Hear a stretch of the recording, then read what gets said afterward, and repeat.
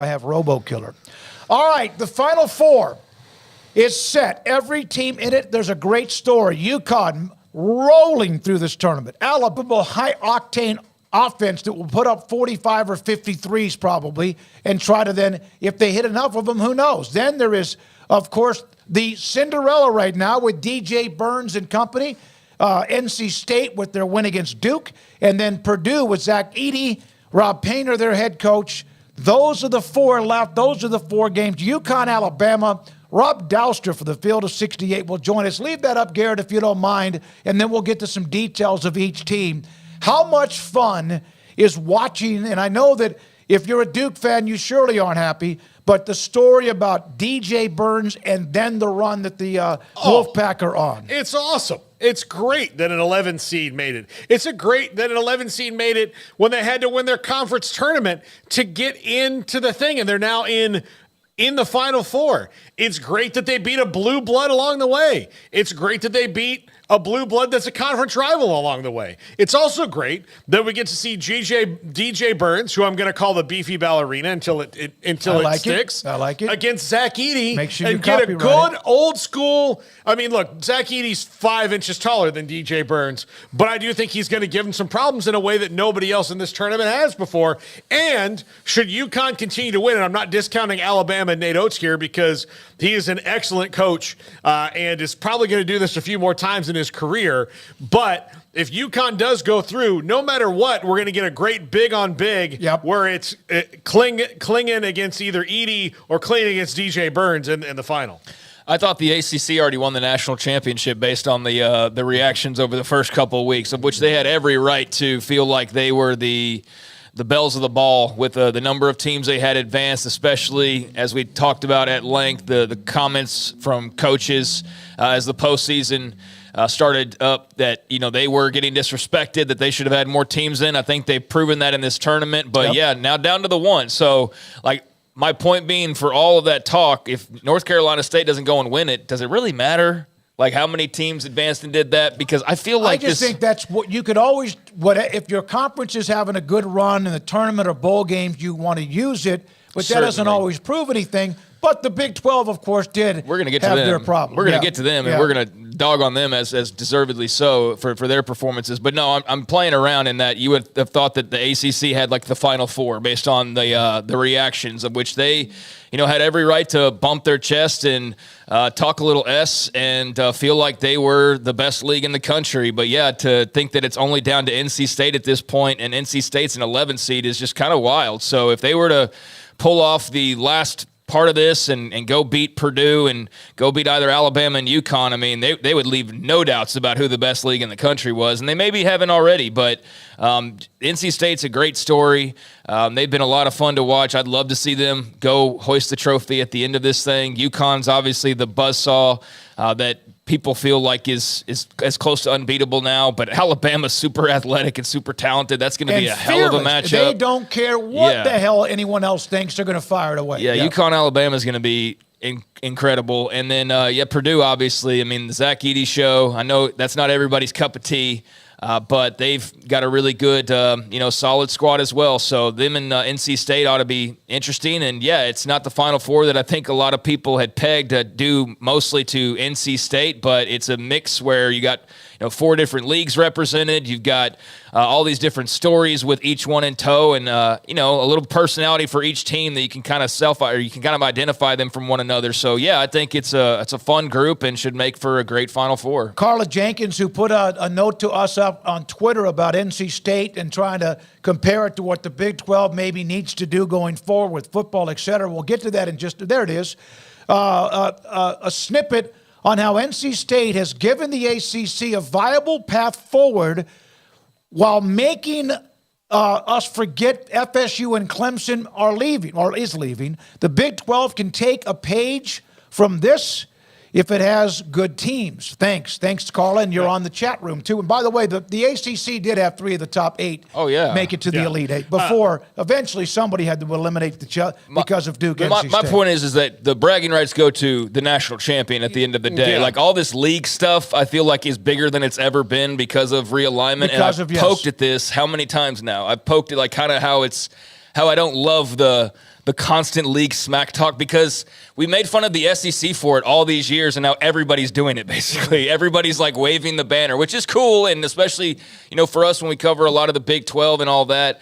But I'm just saying that there was a lot of smack talk, so now I feel like NC State needs to go and close the job to really slam the door. But no doubt they have every right to feel the way that they felt about the league and where it's sat and its disrespect and all of that. I feel like the ACC's got every reason to feel good. But to his point, there is life without blue bloods, believe it or not. You may not get everything that you want. You may not get the easiest path, but there are teams out there that can still go and compete at a high level and go win championships so long as they're given the opportunity. And I think that's the thing above all else is it's not the money gap and it's not all these kind of petty things sometimes get pointed out about how you can't keep up. It's about having the opportunity.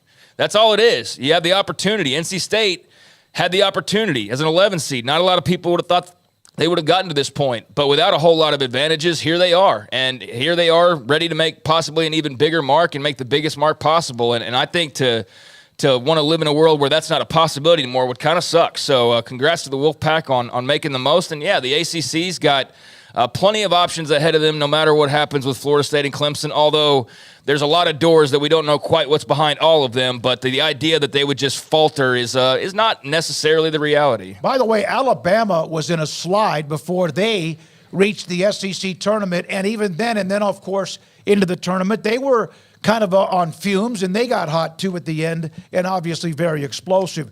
Here are some nuggets on the teams in the Final Four. Alabama, their first ever appearance. Purdue, first time since 1980. They have had teams, last year they lost to a 16 seed, and they've had others that were really good. Gene Cady, over and over again, they were always like, they were the team that you kind of, NC State, since the great Jimmy Valvano, beating Houston. And by the way, you're right, Kyle Visser, I mentioned unbeaten. I thought they were. I always thought they were. They were 31 or 33-3 that year, whatever the record was. But they were high flying and they were great. But NC State got them in the last second tip in. UConn then is the difference here. 7th appearance in the last 25 years. Trying to win their 6th national title. And they're forcing themselves. They're already a blue blood in my mind when it comes to basketball. They're women, of course, we know are. And now trying to win 6 and their 7th appearance in 25 years. That is incredible. What a run. Yeah, the only reason that people forgot that UConn was a blue blood because they were a new blue blood was because they had gaps between it. But people, it's hard to do. It's especially hard to do what they've done. I think it's cool that NC State's in this because they're the team that I equate with of launching the modern March Madness. I think that team that beat Phi Slamma Jamma, Jim Valvano. Oh no, that's what made Indiana State's run with Larry Bird in '79. Yeah, so kind of woke people up too. Yeah, Indiana State, Magic and Bird, and then that in '83. Those things kind of made March what it is now. That's what started. Yeah. That's what started it. Plus, you had incredible names too. Mm-hmm. Yeah, absolutely. I get it. Lowest seeds to ever make the Final Four. NC State, of course, is right now an 11 seed. I remember Dale Brown on LSU. Not surprised if Dale Brown, that game, Tim Brando was not in attendance. George Mason made their run, another 11 seed. VCU was Shaka, Loyola Chicago, UCLA. 11 seeds that have made it to the Final Four. NC State has a chance to make history in Phoenix. None of the previous 11 seeds made it to the national championship game. It's hard, but they have that chance to do so on Saturday night.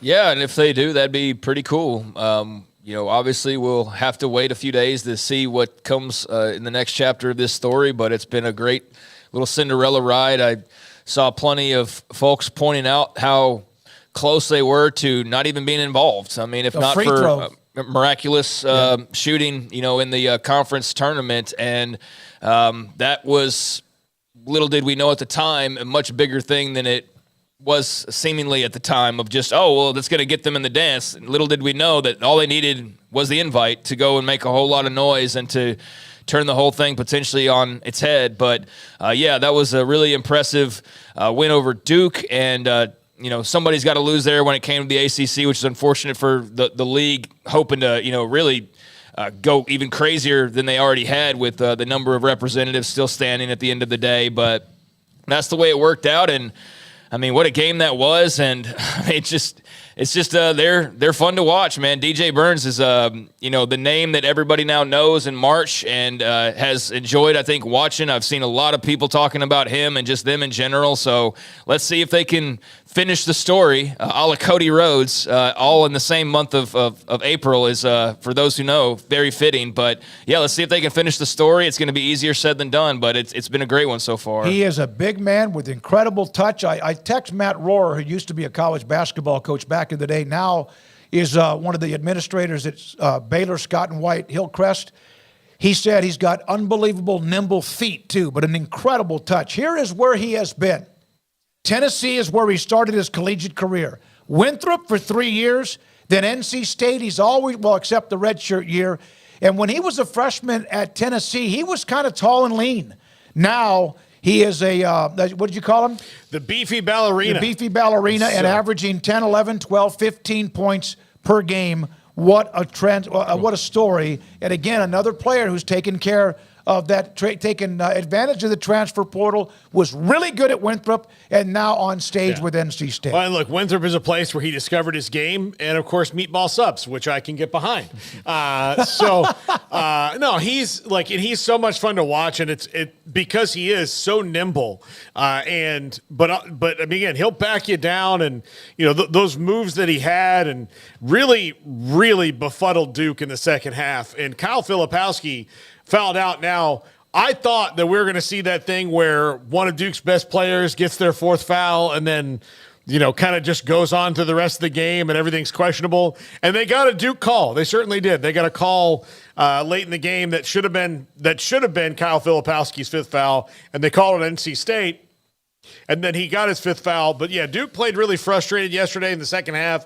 It's like they couldn't figure out why things weren't going their way. And part of that, and I think it was a huge advantage for NC State to play a team that they're familiar with, is I don't think that Duke felt it because they'd seen NC State in their previous form of being a team that was very much in the middle of the pack in the ACC until the tournament, and probably didn't respect them enough. Well, here's a note, and I want to get to that. We have a lot of other nuggets to get to. Nikki Collin, Baylor women's coach, will join us at 4 on many things women's basketball, but also Rob Douster in a minute, and the voice of NC State, who's trying to retire, but is sure as hell enjoying his long extended vacation trip beforehand with NC State basketball, will join us today. And we have a writer who covers Purdue near the end of the show. Here's the run.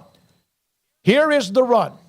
Louisville, Syracuse, Duke, Virginia, and then North Carolina to win it all. I mean, they've beaten Duke twice on this 9-game streak. Opened up with a Texas Tech and McCaslin, won by 13. They played Oakland, who had just beaten Kentucky, beat a 2-seed Marquette, and then took on Duke, who had beaten Houston, which was a really tough ending for Houston with Jamal Shedd going down with the ankle injury. That has not, and there's nothing about it that's a fluke about their run to get to where they are today. No, and I'm glad that for their sake that it wasn't them beating Houston with an injured Jamal Shedd, because then I do think there'd be a little bit of and so there's not that, because Duke was the team that beat Houston. I know we'll get to Houston in the Big 12 here in a few, but I mean, there's nothing to say but go and finish the story and cap this off. But as far as, I guess, if they had any doubters or haters or whatever, I mean, here they are, the proof's in the pudding, and they've gone on an incredible run this last month and made a lot of waves, and it's been incredible to watch. But, yeah, there's nothing fluky about it at this point. You don't go and win that many games in the conference tournament and then the big dance the way that they have with, just a little bit of luck on your side. You've got a good team to a great team, and they're showing that, and they're flexing their muscles, and to go and beat Duke and to be among the Final Four with an 11 hanging next to your name is something we usually reserve for schools that not many people even know exist half the time. Not an NC State, right? It's not usually a Power 4, Power 5 school necessarily. I always think of the George Masons or just somebody like that along those lines. But here they are, and now a mighty task in front of them, but that's not going to scare them or intimidate them, as we've seen all too well these last few weeks. So one of the things about NC State, and I saw a note, I think it's me versus Echo Chamber, Carla Jenkins as well. NC State, had they not won the ACC tournament, they wouldn't be here. Right. Virginia misses a free throw. That sews that game up, and then they bank one in, as you mentioned, off the board, and they get there. But that's, they wouldn't have made it, and they didn't have the resume to make it. So that's what's great about the tournaments, the conference tournaments, and about the opportunity. You have a door that's cracked.